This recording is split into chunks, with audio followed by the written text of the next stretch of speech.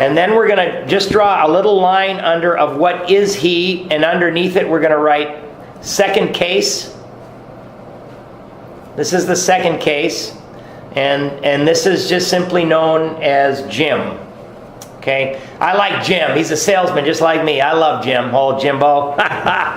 Our first example is a friend we shall call Jim. This man has a charming wife and family. He inherited a lucrative automobile agency. He had a commendable World War record. He is a good salesman. Everybody likes him. He is an intelligent man, normal so far as we can see, except for a nervous disposition. Okay, he stuttered, right? He did no drinking until he was 35. In a few years, he became so violent when intoxicated that he had to be committed. On leaving the asylum, he came in contact with us. So on leaving the asylum, we can write treatment center, right? Right in there somewhere, treatment center.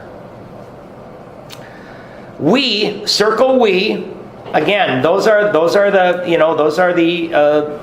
first 100 or however many of them are helping this particular guy. So we told him what we knew of alcoholism. Okay, so above what we knew of alcoholism, write step 1, allergy/obsession.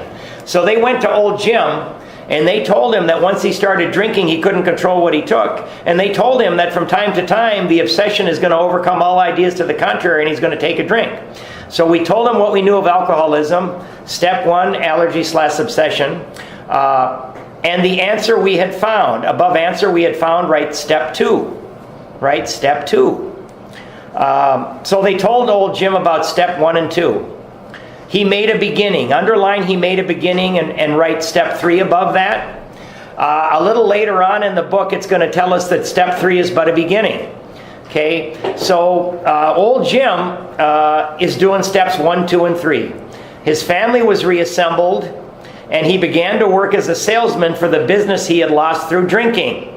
Right, so he lost the business. All went well for a time, underline, but he failed to enlarge his spiritual life. Just that little bit.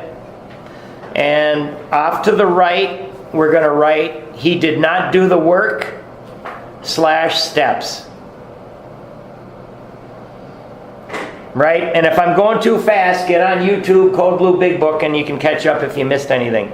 So he didn't do the work. And that was me. That's why I really like this, because I came into these rooms time after time. After every 9 treatments, I'd come in, and I would do steps 1, 2, 3, drink, 1, 2, 3, drink, 1, 2, 3, drink. Right? I never went further. All right? Didn't work.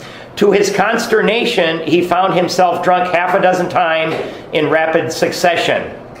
On each of these occasions, we worked with him. Underline, we worked with him, right? Reviewing carefully what had happened. So, goodness me, these AA members, what great members they are. He gets drunk a half a dozen times, and every single time they went over and tried to work with Jim.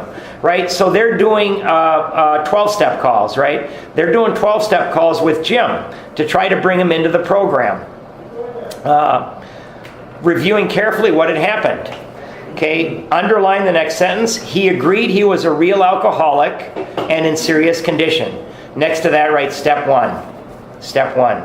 So he's got step 1. He understands it, and he knows he's in trouble. He knew he faced another trip to the asylum/treatment center if he kept on. Moreover, he would lose his family for whom he had a deep affection. Hold on, don't turn yet. This is my sponsor talking here. We're going to write something at the bottom of the page. Others may be more willing. Come back when you are willing. Others may be more willing. Come back when you are willing. Others may be more willing. Come back when you are willing. So if I've got somebody and I'm working with them, hey,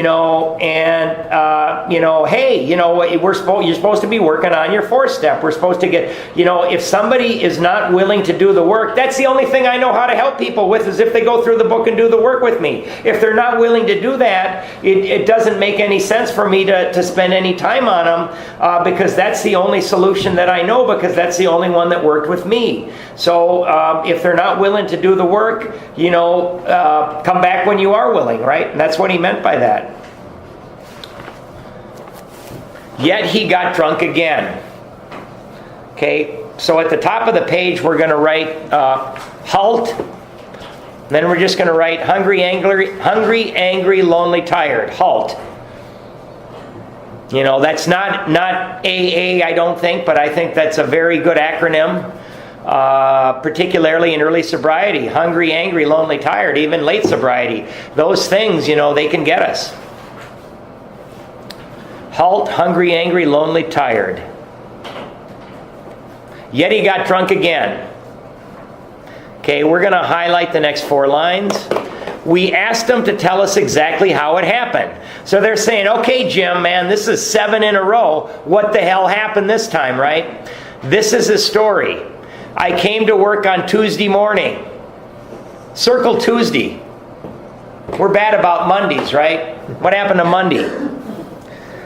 I remember I felt irritated, underline irritated, that I had to be a salesman for a concern I once owned. Now, I'll be honest, I think that's normal thinking. I mean, if I had to go back and work for somebody, a business that I inherited, yeah, absolutely. There's anybody would be irritated. I had a few words with the boss, right? Because he didn't show up Monday. I had a few words with the boss, but nothing serious. Then I decided to drive into the country and see one of my prospects for a car. Okay, normal, sane thinking for an alcoholic car salesman. You know, I'm a salesman. If I'm not in the showroom, I'm not making sales, right? I am not. When I leave, I don't make sales. On the way, I felt hungry. Circle hungry. So I stopped at a roadside place where they have a bar. Normal, sane thinking for an alcoholic car salesman. Underline the next sentence, 5 words. 6, I had no intention of drinking. I had no intention of drinking. I just thought I would get a sandwich. I also had the notion that I might find a customer for a car at this place, which was familiar, for I had been going to it for years. I had eaten there many times during the months I was sober. Underline that sentence off to the left, write drinking buddies. Because don't forget, this place is a bar. So he's been going there for years. He's probably got drinking buddies there. Normal, sane thinking for an alcoholic car salesman. I sat down at a table and ordered a sandwich and a glass of milk. Still no thought of drinking. I ordered another sandwich and decided to have another glass of milk. I mean, if you're hungry, that's fine. Highlight the whole next paragraph. We got squiggly lines. Suddenly, that means right away, the thought crossed my mind that if I were to put an ounce of whiskey in my milk, it couldn't hurt me on a full stomach. That's absolute insanity. That's absolute insanity. I ordered a whiskey and poured it into the milk. I vaguely sensed I was not being any too smart, but felt reassured as I was taking the whiskey on a full stomach. The experiment went so well that I ordered another whiskey and poured it into more milk. That didn't seem to bother me, so I tried another. After I tried another, allergy took over. He's got the booze inside him, he's done. It doesn't matter if he's got a full stomach. It doesn't matter if he's got milk. Right? That used to, I used to go out, if I went out to drink, I'd drink on a full stomach, I could last longer, right? But I still got drunk. I love this milk part too, though, because I would get home from work all stressed out. My brother said I took my whiskey like a pill. I would doff a pint in one swallow, and I'd follow it with a milk chaser. I thought I was the only one till I read this. So somewhere in there you can write, didn't deal with resentment. Didn't deal with resentment. Right? A little further on, we're going to see that resentments are the number one offender that kill more alcoholics than anything. Off to the left, we're going to write 6 words. This is the program in a nutshell. I don't know why it's at this particular point, but here it is. Trust God, clean house, help others. That's the program in 6 words. Trust God, clean house, help others. Trust God, clean house, help others. Thus started one more journey to the asylum/treatment center for Jim. Here was the threat of commitment, the loss of family and position, to say nothing of that intense, highlight to the end of the squiggly writing, of that intense mental and physical suffering which drinkers always caused him. He had much knowledge about himself as an alcoholic, yet all reasons for not drinking were easily pushed aside in favor of the foolish idea that he could take whiskey if only he mixed it with milk. Okay, so next to that we're going to write self-knowledge. And obviously, didn't work. Self-knowledge did not work. Whatever the precise definition of the word may be, we call this plain insanity. Circle plain insanity. How can such a lack of proportion of the ability to think straight be called anything else? Right? So, when we look at Jim, again, does the problem exist in his body, which assures that we can't drink? Or does it exist in his mind, which tells him it's okay to drink if only he does it on a full stomach and mixes it with milk? The real problem of the alcoholic centers in his mind, which tells us we can drink, rather than our body, which assures that we can't. You may think this is an extreme case.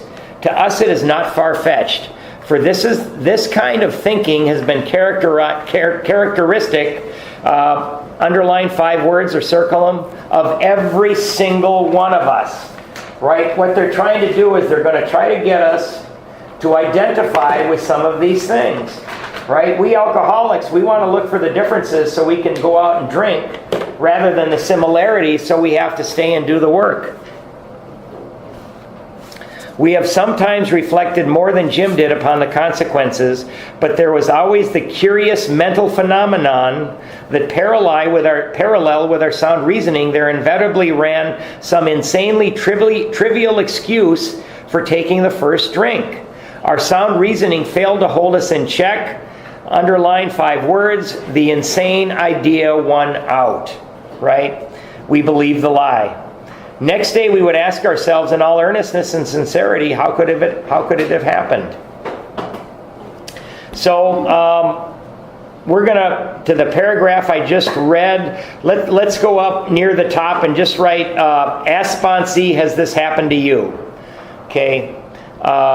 And we're just talking about this kind of thinking, right? Where it says this kind of thinking has been characteristic of every single one of us. Just right there, ask sponsee, has this happened to you? So all that means is, you made a decision you're not going to drink, and then just some little weird mental blank spot, and the next thing you know, you're drinking.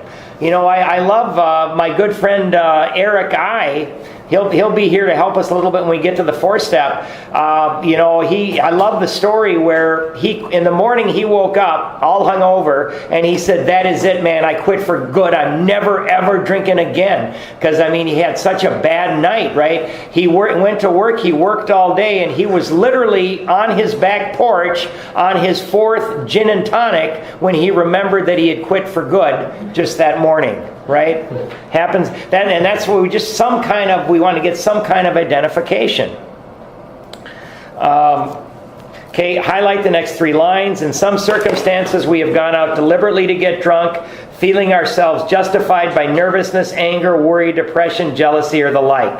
So next to that, we're going to write on purpose relapse. On purpose relapse, right? You get in a fight with your wife or your significant other or maybe a family member, and you say, "I'll show you," and then we go out and drink poison. Right? On purpose relapse. But even in this type of beginning, we are obliged to admit that our justification for a spree was insanely insufficient in the light of what always happened. We now see that when we begin to drink deliberately instead of casually, there was little serious or effective thought during the period of premeditation of what, underline, the terrific consequences might be. Okay?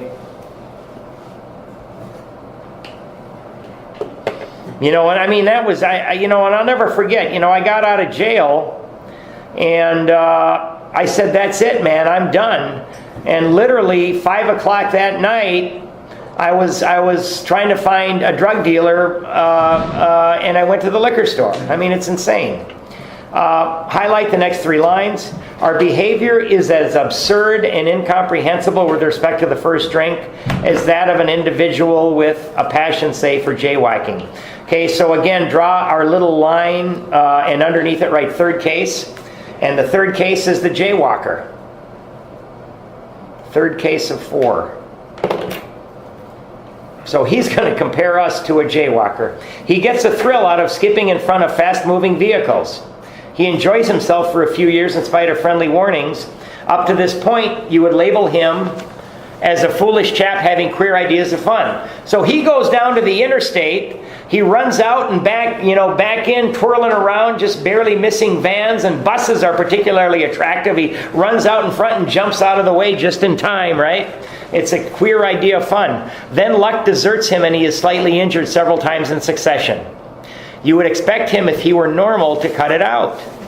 Presently he is hit again, and this time has a fractured skull.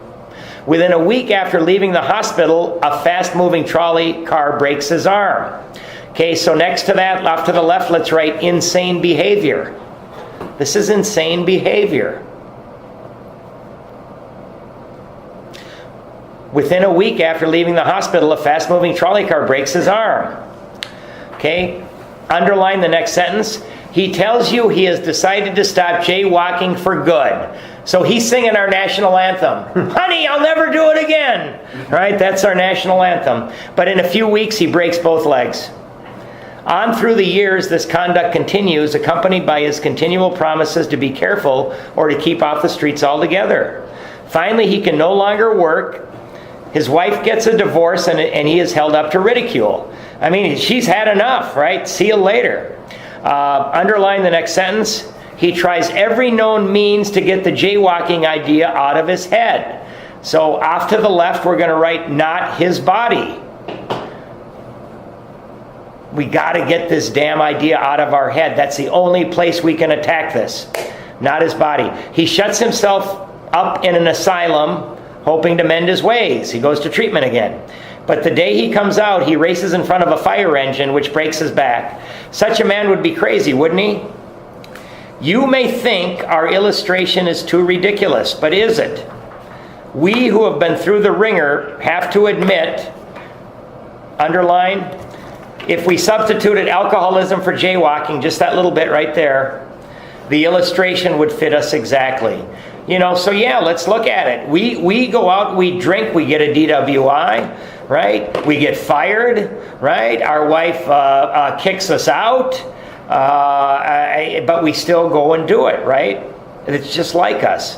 The illustration would fit us exactly. However intelligent we may have been in other respects, where alcohol has been involved, underline, we have been strangely insane, right? So again, can we or can we not see the truth about alcohol? It's strong language, but isn't it true?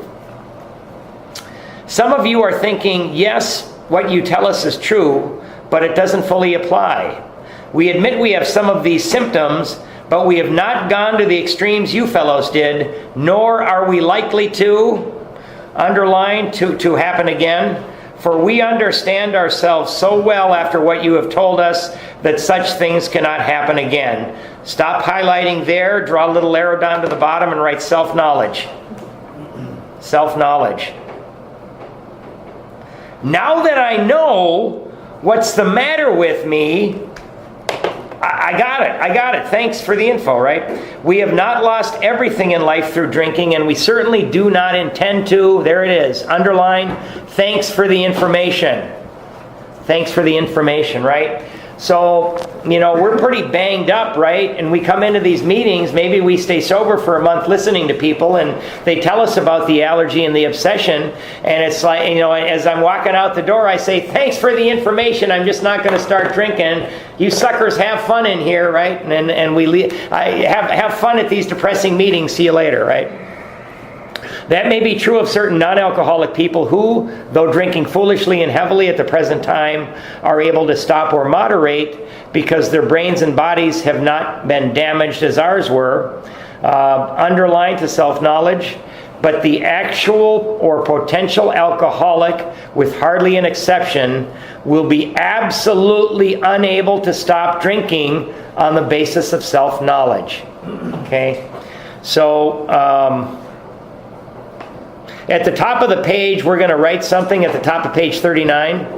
Need to live our way to better thinking / actions first. We need to live our way to better thinking / actions first.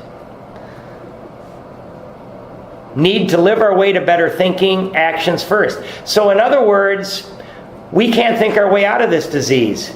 You know, the more that we try to think our way out of it, the deeper into it we get. So what we do is we go to meetings, we get a sponsor, but we do the work. We do the actions in the book. When we do that, our thinking improves later. Just about every therapy in the world is going to say, change the way you think, and then you're going to change your actions. But we're backwards people, we alcoholics. We need to change our actions first, and then our thinking is going to follow. So what we just highlighted, unable to stop drinking on the basis of self-knowledge, we're going to write something off to the right. Let your sponsee diagnose himself or herself. Let your sponsee diagnose himself or herself, right?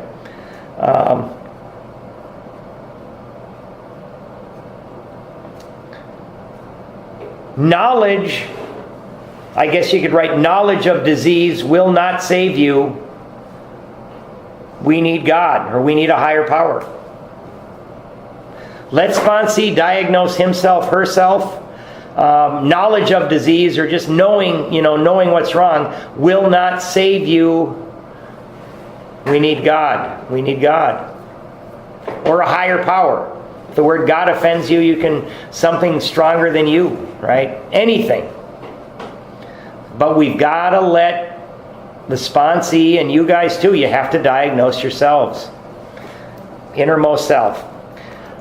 This is a point we wish to emphasize and re-emphasize. Underline, emphasize, and re-emphasize. To smash home upon our alcoholic readers as it has been revealed to us out of bitter experience. Circle bitter experience. Let us take another illustration. Okay, so again, draw a little line under another illustration and write fourth case. And you can just circle Fred. Fred is the fourth case. So we had man of 30, we had Jim, we had the jaywalker, and now we've got good old Fred. Fred is a partner in a well-known accounting firm. His income is good, he has a fine home, is happily married, and the father of promising children of college age. Okay, so somewhere in there, write high-bottom drunk. We saw Jim was a low-bottom drunk. We saw the jaywalker, who just completely insane. This is an example of a high-bottom drunk, right? Happily married and the father of promising children of college age. He has so attractive a personality that he makes friends with everyone. Underline the next three lines. If ever there was a successful businessman, it is Fred. To all appearance, he is a stable, well-balanced individual, yet he is alcoholic. Stop highlighting there. Yet he is alcoholic. We first saw Fred about a year ago in a hospital where he had gone to recover from a bad case of jitters. It was his first experience of this kind, and he was much ashamed of it. Underline, far from admitting he was an alcoholic, he came to the hospital to rest his nerves. Just right to there, right? We've got a lot of nerve resters here in AA, right? Just going to rest his nerves. The doctor intimated, next to intimated, right, hinted strongly, right, that he might be worse than he realized. For a few days he was depressed about his condition. Okay, underline to problem at the bottom of the page there. He made up his mind to quit drinking altogether. It never occurred to him that perhaps he could not do so. In spite of his character and standing, Fred would not believe himself an alcoholic, much less accept a spiritual remedy for his problem. Okay, stop highlighting there. And where it says Fred would not believe himself an alcoholic, somewhere in there, right, not take step one. Not take step one. Okay, and then we're under spiritual remedy. Let's write, don't take one, can't take two. If we don't take step one, we cannot take step two. There's no way on earth. So under spiritual remedy, don't take one, can't take two.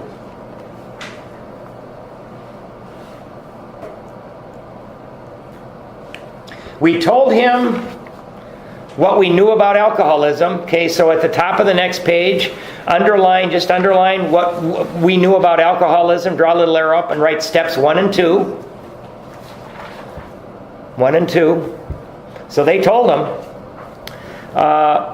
He was interested and conceded that he had some of the symptoms. Highlight to the end of the paragraph. But he was a long way from admitting that he could do nothing about it himself. He was positive that his humiliating experience plus knowledge he had acquired would keep him sober the rest of his life. Self-knowledge would fix it. So Fred's he thinks he's just a little bit alcoholic. I'm just a little bit alcoholic. Where it says self-knowledge would fix it, right? Not true for real alcoholic. Not true for real alcoholic. Now we did see that the heavier hard drinker, if a strong enough reason comes up, they can stop or moderate altogether, right? Because they're not alcoholic. But that's not true for us. We heard no more of Fred for a while. One day we were told that he was back in the hospital. This time he was quite shaky. He soon indicated, underline 6 words, he was anxious to see us. Okay, now he's a little more anxious, right? The story he told is most instructive, for here was a chap absolutely convinced he had to stop drinking, who had no excuse for drinking, who exhibited splendid judgment and determination in all his other concerns, underline 7 words, yet was flat on his back nevertheless. Right? So in every other area of his life, he's got it all together. Let him tell you about it. I was much impressed with what you fellows said about alcoholism, and I frankly did not believe it would be possible for me to drink again. Underline 3 lines. I rather appreciated your ideas about the subtle insanity which precedes the first drink, but I was confident it could not happen to me after what I had learned. Next to that, write self-knowledge. Self-knowledge. They're hammering it home to us that self-knowledge isn't going to work for us. I reasoned I was not so far as advanced as most of you fellows. Again, he's a high-bottom drunk. That I had been usually successful in linking my other personal problems, and that I would therefore be successful where you men failed. Underlined to the end of the paragraph, I felt I had every right to be self-confident, that it would be only a matter of exercising my willpower and keeping on guard. Okay, so right in there, write willpower doesn't work. Willpower doesn't work. Right? And again, we looked at that in the doctor's opinion. You know, when our emotions build up so much where we don't see anything wrong with taking that first drink because we know that it's just going to give us just a little bit of ease and comfort, when we don't see anything wrong with it, the mental blank spot, willpower stops working, right? We are going to circle all of the I's in this one, in the next paragraph. In this frame of mind, I went about my business, and for a time all was well.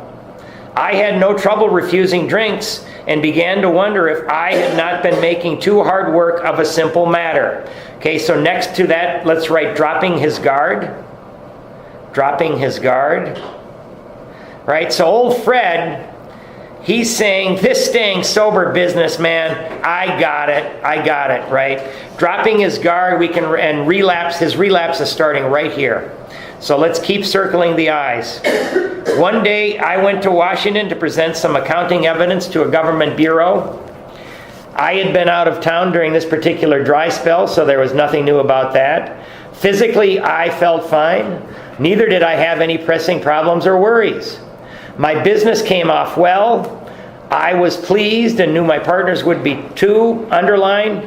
It was the end of a perfect day, not a cloud on the horizon. So old Fred, he's making money, family's good, relationship with wife is good, partner's happy, things going good. He closed another deal, right? He's doing great. I went to my hotel and leisurely dressed for dinner. Squiggly writing we are going to highlight. I went to my hotel and leisurely dressed for dinner. As I crossed the threshold of the dining room, the thought, circle thought, as I crossed the threshold of the dining room, the thought came to mind that it would be nice to have a couple of cocktails and go back to the hospital. Right? That's the truth of it, right? But Fred can't see the truth, right? All he sees would be nice to have a couple of cocktails with dinner. That was all, nothing more. Okay, so we're going to again keep highlighting the eyes. I ordered a cocktail with my meal. Then I ordered another cocktail. After dinner, I decided to take a walk. When I returned to the hotel, it struck me a highball would be fine before going to bed, so I stepped into the bar and had one. I remember having several more that night and plenty more next morning.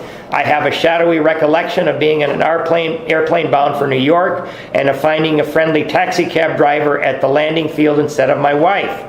The driver escorted me about for several days. I know little of where I went or what I said and did. Underline, then came the hospital with unbearable mental and physical suffering.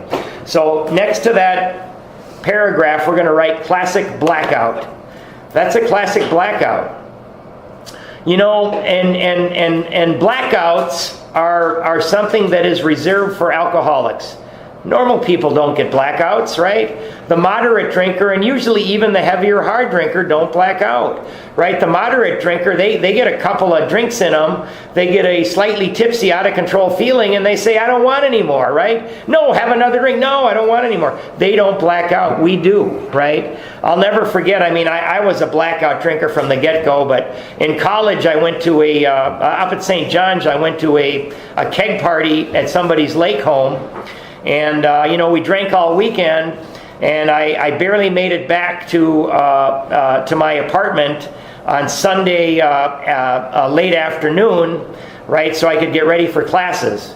Well, it wasn't Sunday, it was Tuesday, right? So classic blackouts, they're reserved for us. And it's the unbearable mental and physical suffering. As soon as I regained my ability to think, I went carefully over that evening in Washington. Highlight the next 5 lines. Not only had I been off guard, I had made no fight whatever against the first drink. This time I had not thought of the consequences at all. I had commenced to drink as carelessly as though the cocktails were in ginger ale. Stop right there. So again, off to the right, let's write self-will / self-knowledge. So old Fred is using self-will and self-knowledge, highly successful in every area of his life, except when it comes to seeing the truth about alcohol. I now remembered what my alcoholic friends had told me, how they prophesized, underline, that if I had an alcoholic mind, the time and place would come, I would drink. Right? And we're going to tell our sponsees that. The time and place is going to come. You're going to drink again if you do not have this spiritual experience. They had said that though I did raise a defense, it would one day give way before some trivial reason for having a drink. Well, just that did happen and more. For what I had learned of alcoholism did not occur to me at all. I knew from that moment that I had an alcoholic mind. Underline to blank spots. I saw that willpower and self-knowledge would not help in those strange mental blank spots. Right? That's when the willpower stops working. I had never been able to understand people who said that a problem had them hopelessly defeated. I knew then it was a crushing blow. 2 of the members of Alcoholics Anonymous came to see me. Underline 3 lines. They grinned, which I didn't like so much, and then asked me if I thought myself alcoholic and if I were really licked this time. So next to if I were really licked this time, write step 1. Step 1. And I remember when I stumbled into the New Hope Alano, right? I got out of detox and I stumbled in there 6 years ago. And I remember I was telling some guys my woe-begotten story because of course my story was worse than anything And I'm going through the woe is me part, and all of a sudden they started grinning and laughing, and I didn't like it either. I wanted to jump over the table. You don't understand how bad things are, right? But everybody, all of us have gone through that, and I understand they were laughing because they identified. That's why they were grinning. They weren't laughing. So he's taking step one right here. I had to concede both propositions. Okay, they piled on me heaps of evidence to the effect that an alcoholic mentality such as I had exhibited in Washington, underlined, was a hopeless condition. Okay, and then right above that where it says they piled on heaps of evidence, you can write war stories. So they're on a 12-step call. They're giving some of their war stories on a 12-step call so he can identify. Right? They're hammering it home so he understands that this was not an aberration. This is what's going to happen. They cited cases out of their own experience by the dozen. Underline, this process stuffed out the last flicker of conviction that I could do the job myself. Okay, so next to that, write self-reliance. So he's figuring it that, you know what, I can't do this myself. Then they outline the spiritual answer. Above spiritual answer, write step 2. And the program of action, circle action, and write somewhere in there, write 3 through 12. They outline the spiritual answer, step 2, and program of action, 3 through 12, which 100 of them had followed successfully. Highlight that. So again, 100, this book is written by 100 people, and 100 of them have followed this program and followed it successfully. Though I had been only a nominal churchman, their proposals, underlined proposals, same as steps, were not intellectually hard to swallow. Underline, but the program of action, circle action, though entirely sensible, was pretty drastic. And then just keep highlighting to the end of the paragraph. It meant I would have to throw several lifelong conceptions out the window. Next to that, write old ideas. And we're not only talking about old ideas about God, we're talking about, as we're going to discover when we do the work, our ideas about everything. That was not easy. Okay?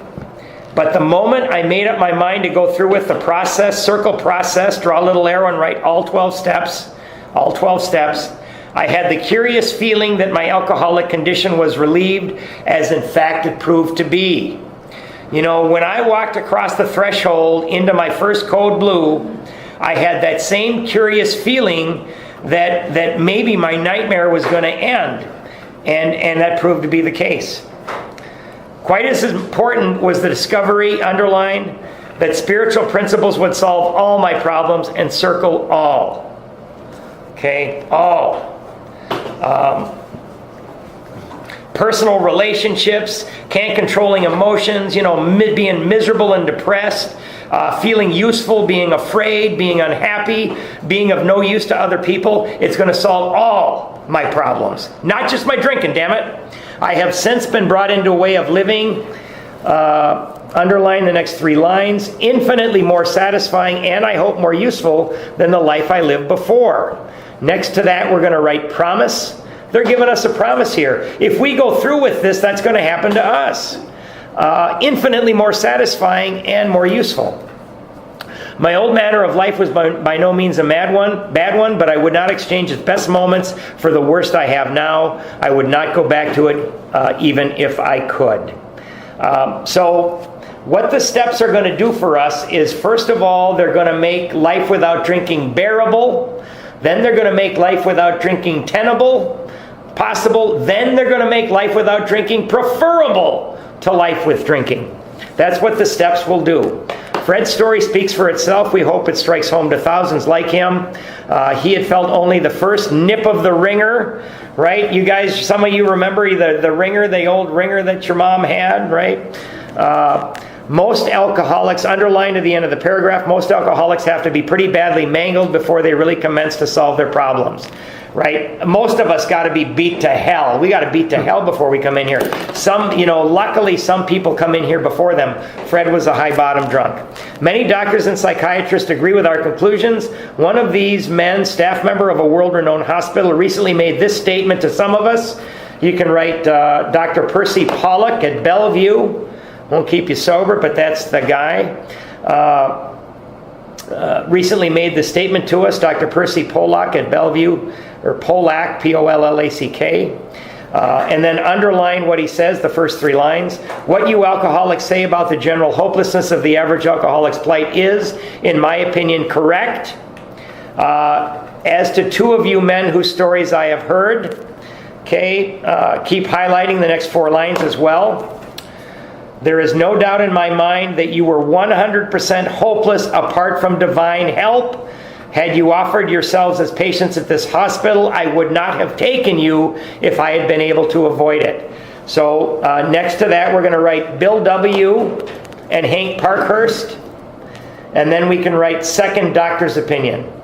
That's a mini second doctor's opinion right there. You guys are 100% hopeless apart from the spiritual answer that some of you have found. So a second scientist is saying maybe there is something to the spirituality. People like you are too heartbreaking. Though not a religious person, I have a profound respect for the spiritual approach in such cases as yours. Underline, for most cases, there is virtually no other solution. So a scientist is saying you had better find what these men found or you're not going to make it. And then underline the next 2 sentences.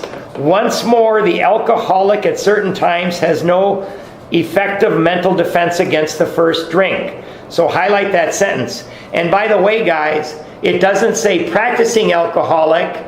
It says alcoholic. I've been sober 6 months working these steps, but this still applies to me. I'm not the one that has the mental defense against the drink. It's my higher power. It's you guys, the 2 powers that I need. Except in a few rare cases, neither he nor any other human being can provide such a defense. Underline, his defense must come from a higher power. So at the bottom of the page, we're going to write 66 pages devoted to step 1 till this point. So, and that's counting the forewords and the Roman numerals. So they are absolutely hammering home to us step 1, 66 pages. And again, guys, because of education, more and more people are coming into AA before they lose everything, so the bottoms are different. Sometimes somebody comes in, they're still married. Once in a while, somebody still has a job. Just the other day, somebody came in and the guy still had a car. So we talked to them about insanity. They say, don't tell me I'm crazy. I haven't lost anything. I got a wife. I got a job. I got a house. Blah, blah, blah, blah, blah. That isn't what we're talking about. We're talking about one thing and one thing only. Can you see the truth about alcohol? If you can see it, you're sane. If you can't, you're insane. Right? So we will, and again, man, I don't care how. If he did not say practicing alcoholic. So my defense against the first drink must come from a higher power, as it does. And there's 2 powers. There's you, and there's the higher power of my own understanding. And I need them both, or I'm going to probably die well before my time. So we are going to end with the 3rd step prayer and get you out of here at 8.